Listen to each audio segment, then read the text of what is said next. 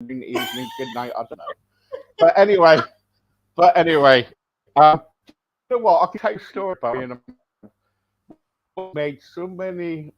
What happens is it's for a long time it's been going all right. You know, it's been kind of like it's not just a man, there's everybody else. And what's been happening, guys, is that 1 minute we're okay, it goes on monthly, and next minute, right, we come to a point where that's it, we can't do no more. And StreamYard has been playing us up and everything, and the connection to our radios, our actual radio site, it's been playing up too. And I don't know what's happening, you know. Anyway, thank you very much, YouTube. Thank you for everybody to kind of like trying to get me on, and thank you to everybody for sticking with me, for your patience. Amanda, I know what I'm going to do this today. I was going to say this morning is kind of like you to tell everybody a bit about yourself. And then what we'll do, we're going to wing it this morning. We've got well afternoon. So I told you I'm not with it. Told you.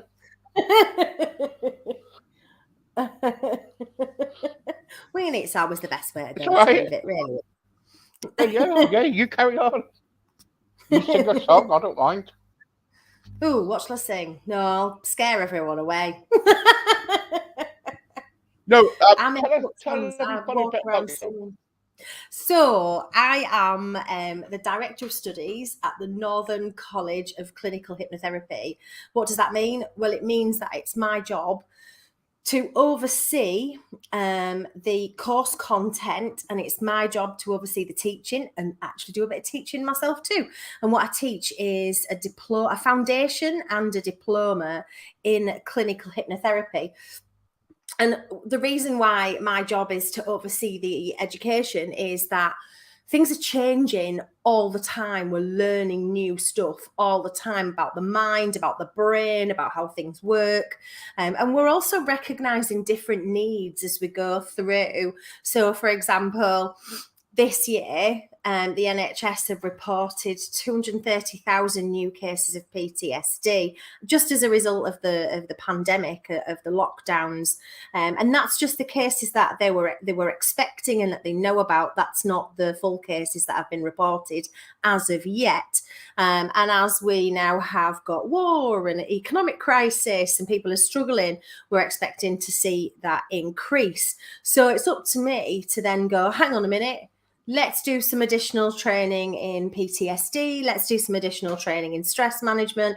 Let's guide new therapists to be able to work with multiple people in multiple different ways so that the therapeutic interventions that we're offering are actually super accessible for people, particularly if they are struggling. If they're struggling financially.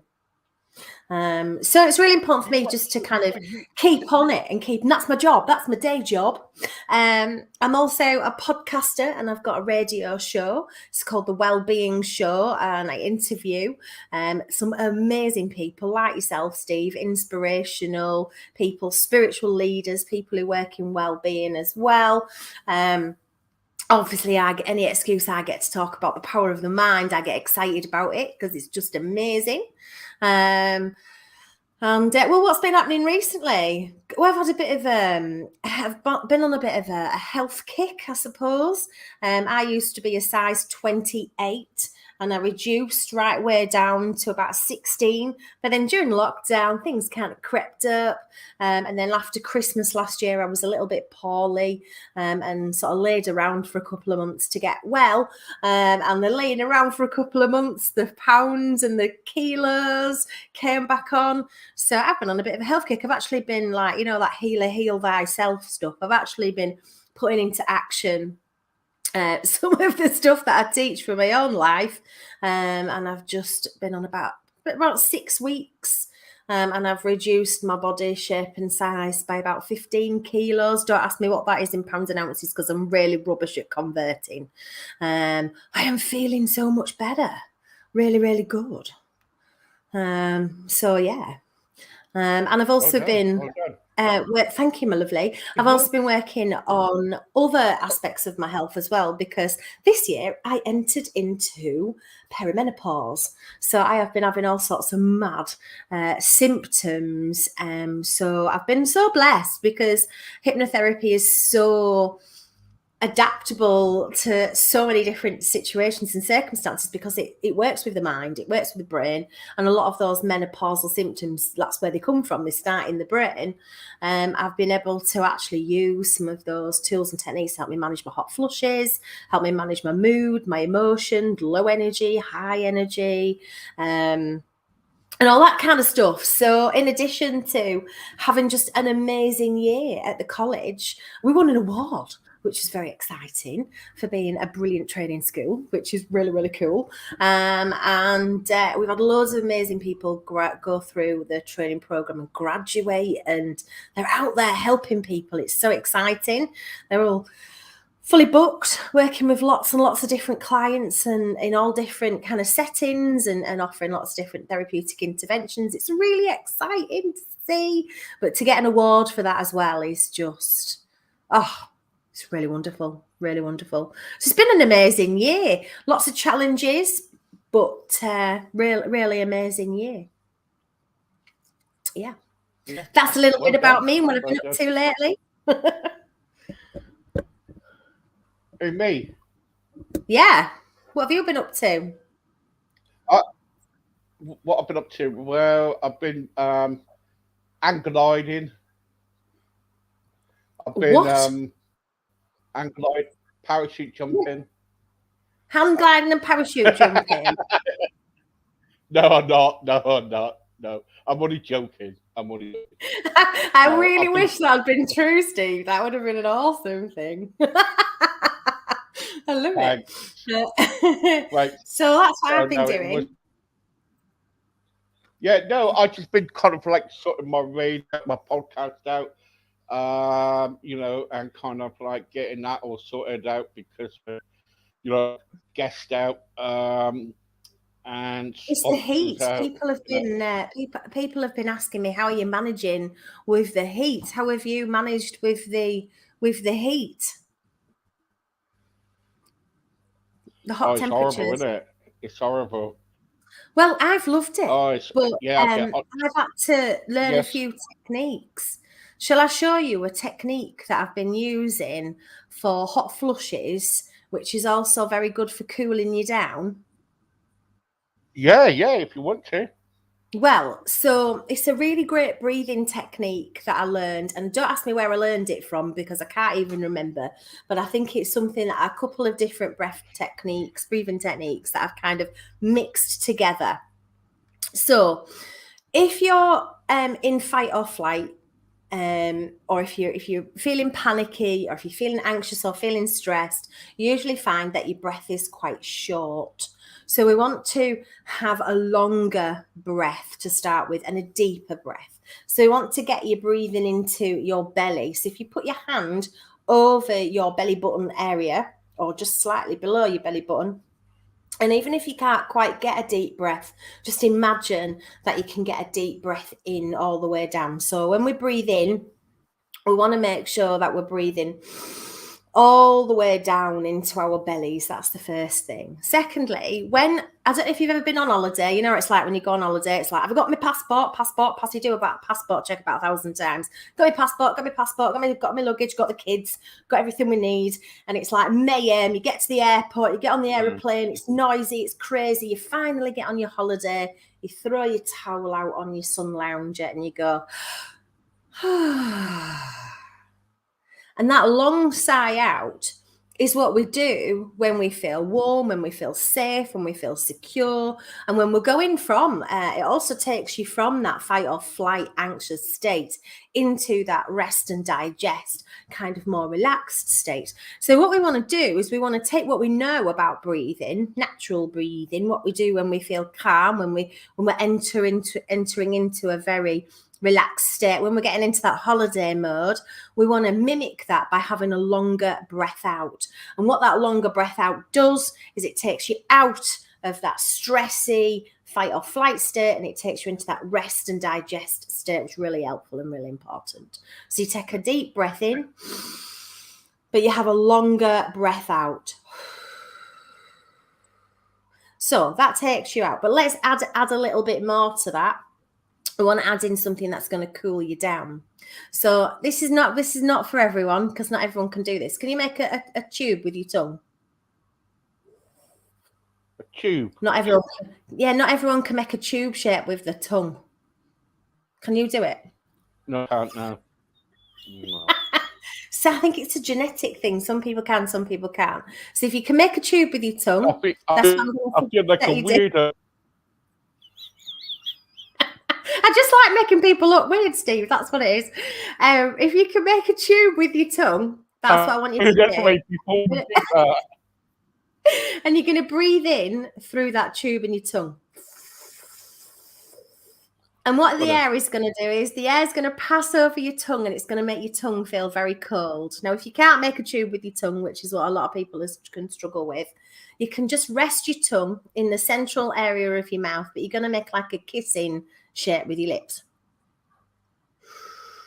And you're going to breathe in through that kissing shape as if you were whistling inward, but you're going to let that air flow over your tongue, and it's going to cool your tongue down.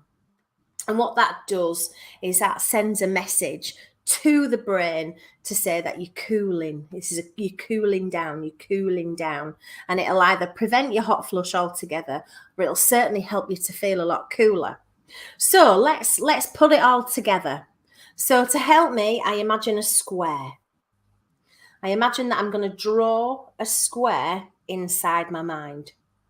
So as I breathe in, I make my tube on my kissing face, and I cool my tongue. And then as I breathe out, I imagine I'm blowing through a straw for the other three sides. So I'm breathing in through my kissing lips and cooling my tongue for one side of the square, and I'm breathing out through a straw for the other three.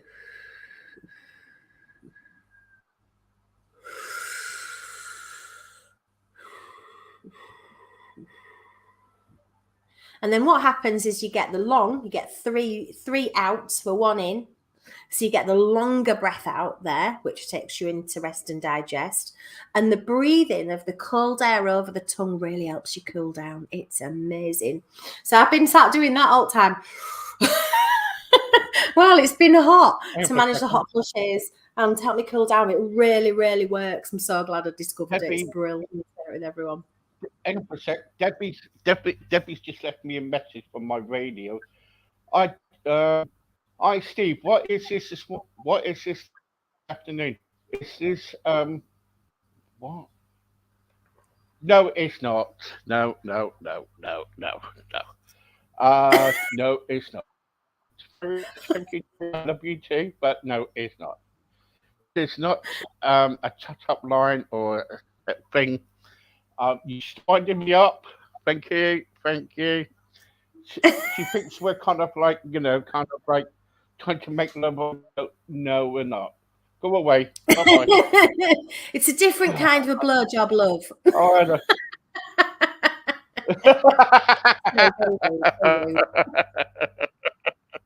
Oh. Okay, let's move on from that. We've lowered the tone already. We've lowered the tone. And we get worse than this one. Tuesday, Friday night. If you come on here on a Tuesday night around about 8:30, I tell you what, I promise you won't like to leave the screen. It's so funny, it's unbelievable. And a Friday night when Angela is on, you've got to watch Angela. She is funny, really funny. She's there with a glass of wine or whatever, and she's telling the story or whatever, and she's coming out with like sexual around fun, and it's really good. But the trouble is, we got weirdos on here. We got weirdo presenters on here, But anyway, so but what I'm trying to say to you is this, the is exercise such as that you said about the cooling period and everything. Does that help with kind of like if you're going through you know paramore what do they call it, paramoral stage or whatever? Um, Perimenopause. So menopause that's it, is paramore. when your periods have ended and you've not had a menstrual cycle for over a year. But perimenopause just means Yeah, around menopause, and yeah, yeah. it's the time I leading up to don't that. worry about don't worry. Yeah, Yeah. yeah, yeah. Because I stopped my periods last week. Did you? Well. Good for you, Steve. I don't know if you're serious or not, sometimes.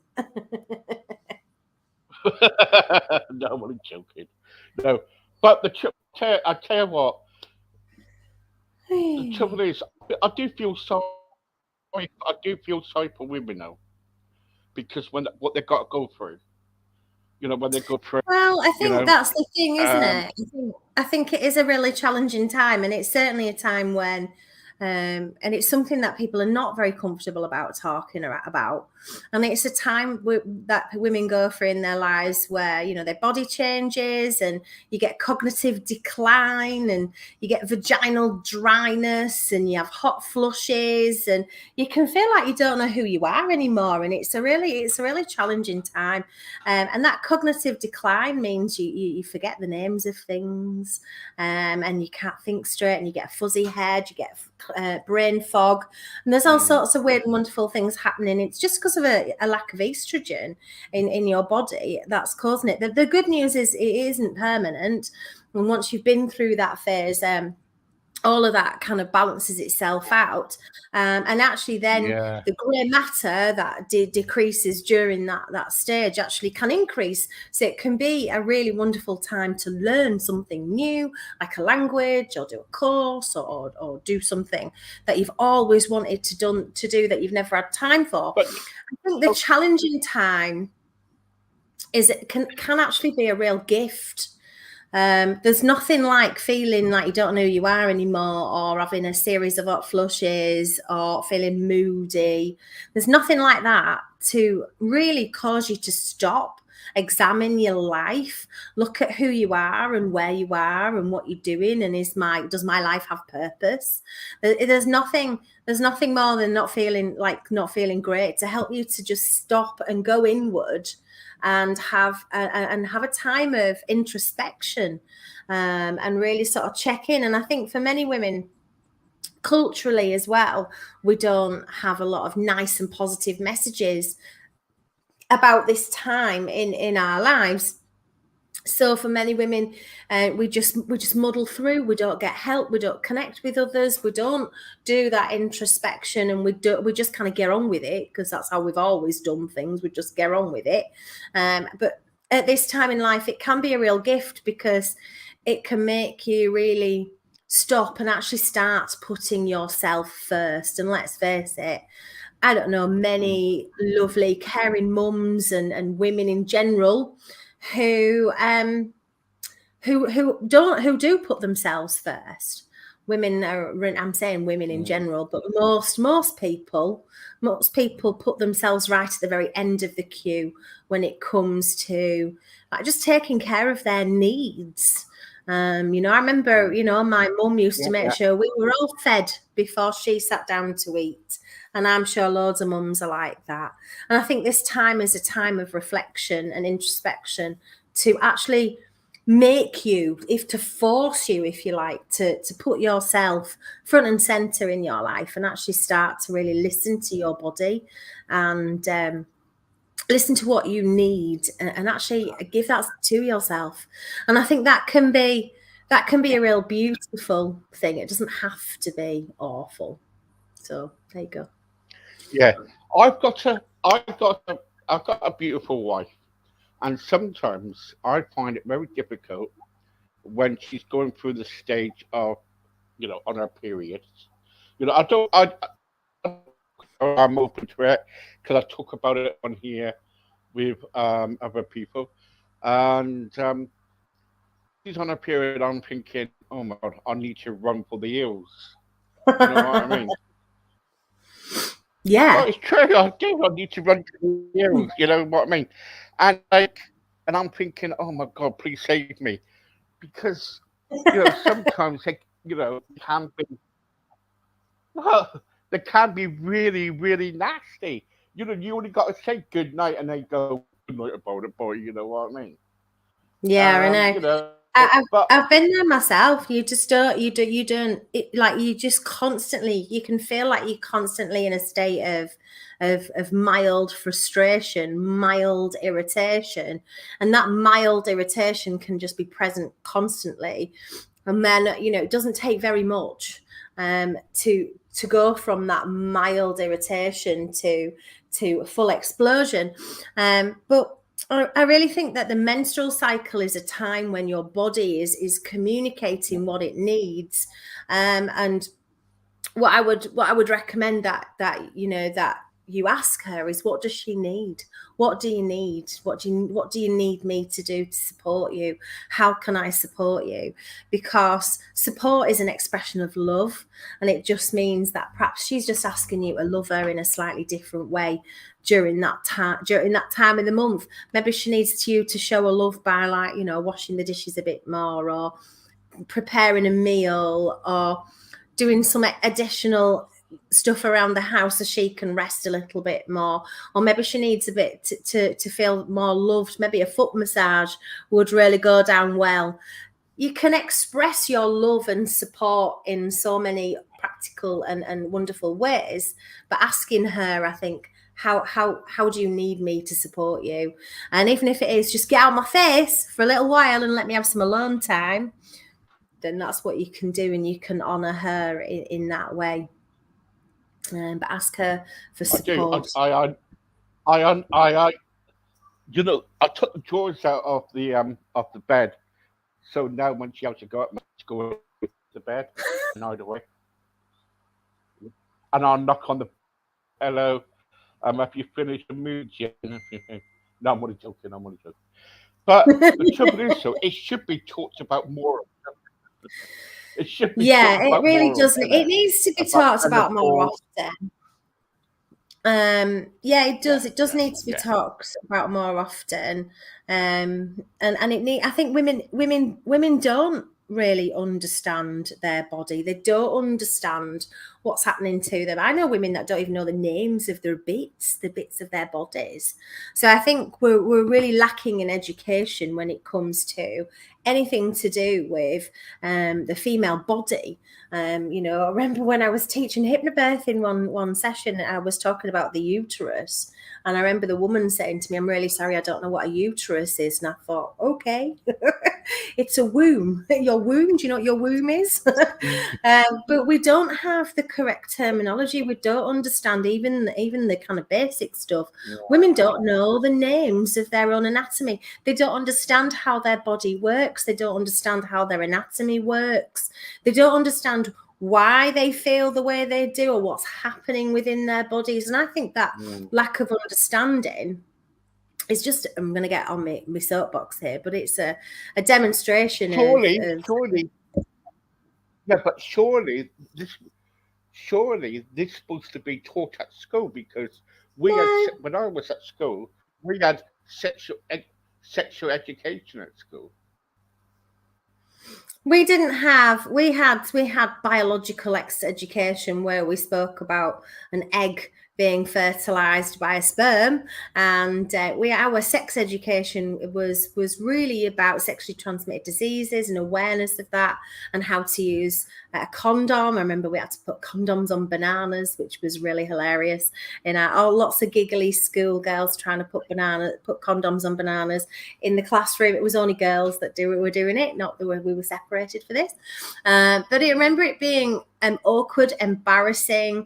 We didn't certainly find out about love. Nobody taught us about emotions. Nobody spoke to us about the neurochemicals or the hormones. No one told us about the names of the different parts of the anatomy and what they did. Nobody taught me about the different stages of pregnancy. No one taught me about what pregnancy was about. I worked with women who don't know that when they've given birth to a baby, that there is another birth after that, that they have there's a second birth of the placenta after that. People don't even know like the basic stuff. It's stuff that happens to, you know, a rather large percentage of the population, like at least half of us are women. And it's shocking to me that we don't have this knowledge. And if you don't have knowledge, that brings about fear. That brings about misunderstanding. That brings about confusion. If you understand what's going on with your body and you know how to work with your body, then you can do lots of things to help. And I think that's what we teach at the college as well. You know, we offer a hypnobirthing training course, and that is all about helping women to understand their bodies, and it's about helping teach or guide your birthing partner so that they can support you as well to the best of their ability, because nothing more wonderful than having the person you've chosen to support you be able to support you in the most effective way whilst you're having possibly the most challenging but beautiful, joyful moment in your life. So we also teach hypnobirthing and the menopause stuff that we teach. I've actually just taught a workshop on it. If you're interested in it, you can jump on the Northern College of Clinical Hypnotherapy website, and there's a whole workshop on it on our free lectures and podcast section. You can just watch me deliver that. You pass me the website. The website. I'll stick it on our website. Oh, thank you very much. I will do. I'll pass you that because there's some free stuff on there that people can have a look at and watch if they are going through, if they're pregnant and they want to have better well-being throughout their pregnancy, if they want to have a more joyful birthing experience, if they want support post-birth, or if they are needing help with their menstrual cycles, with perimenopause or menopause. All that information is all on there.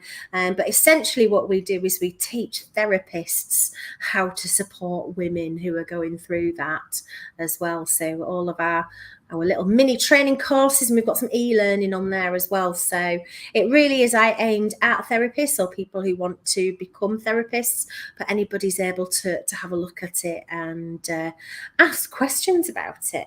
Ask as many questions as you like. I just need help with my pregnancy at the moment. Well, you let me know when you're going to birth that new thing, whatever it is that you're going to birth. You let me know. I'll be there to support you, Steve. Yeah, I need somebody to hold my hand. It's painful. I'll hold your hand. No. I tell you what. But the trouble is, so I remember when I had my children, right? When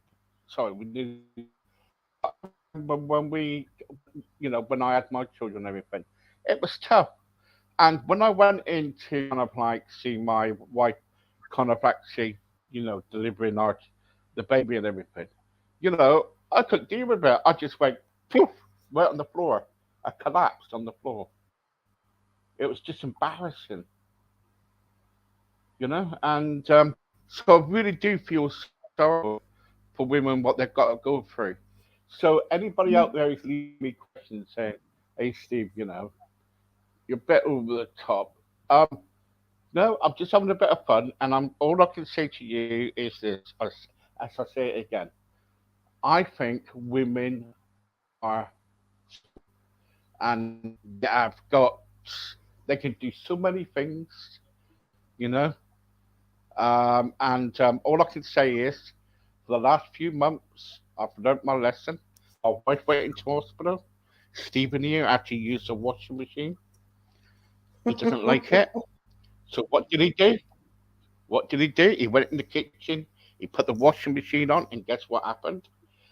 Yes, oh, no, he flooded the kitchen. So that was that. I had lots of washing up to the door. My wife came to the hospital and said, what's happening here? I said, well, babe, you know, the washing machine. I had an argument with Steve. So what did you do? Oh God! And I put the washing powder not in the drawer, but I put it in the door.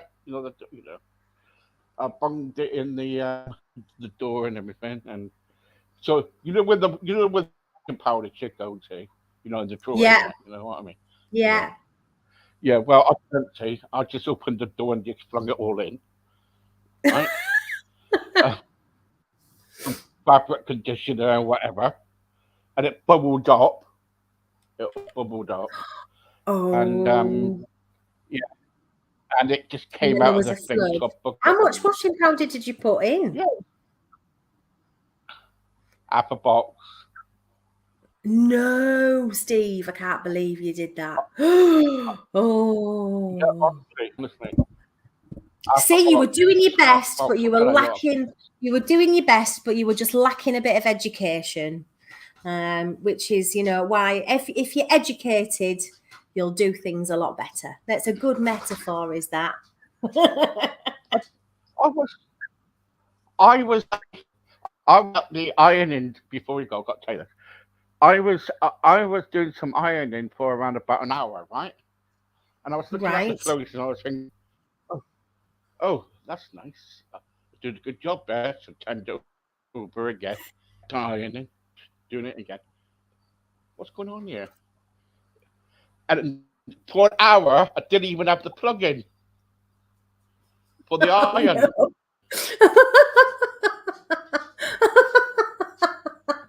Useless. I am not funny. I am useless, honestly. Oh, Completely bless you. Well, useless. look, I can tell you've really committed your best. You've done your best. But yeah, you do need to I plug it did. in. I did. I, Oh, I I shall did. never want Yeah. to leave you ever again. Anyway, guys. Oh God, no, no, please don't even go there. I make lots of mistakes, lots. Anyway, thank you very much, Amanda. Thank you for your thing. You're so funny. Thank you. Please come back again. You're I embarrassing me. will. I'm only I'll come back and I'm only in the joking. evening maybe. Thank you. Good to see you. Sorry the sound was a bit Yeah, yeah. wonky today, but it's good to see your face. Good to see you looking well again. Thank you so much. Thank you. Thank you, Amanda. All right. Right, okay. Ignore her, please. Ignore her. If you see her around, just ignore her completely. No, I'm only joking. Amanda, thank you very much for coming on. And My if pleasure, people want to lovely. contact you, how do they contact you? They can come to the Northern College of Clinical Hypnotherapy website. There's links where you can book an appointment for a session. You can book a free chat with me. You can book a training inquiry call as well. If you're interested in helping people with their mental, emotional and physical health and you want to become a therapist, then do just get in touch. That's it. Northern College of Clinical Hypnotherapy.com. And that's a I'll send is you the that link. qualification?